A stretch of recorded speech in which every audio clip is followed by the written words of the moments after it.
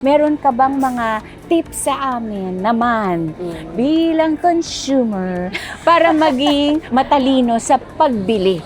Ayun. Tayong mga mami, di ba? O, sa bahay pa lang dapat naglilista ka na eh. Correct. Yung mga pangunahing pangangailangan lang po Yes. ang bilhin natin.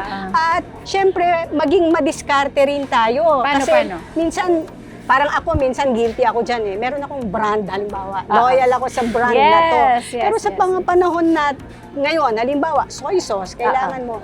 Eh kung yung brand mo eh masyado ng mahal, eh toyo pa rin yan eh. Di ba? Diskartehan mo na lang kung paano mo mapasarap yung Lutuin mo. luto mo. Yung mga ganon. Okay, so it's not about brand loyalty but price preference na ngayon. Price preference. Okay. At saka, syempre, conscious din tayo sa health natin. Yung mga labels, titingnan din natin.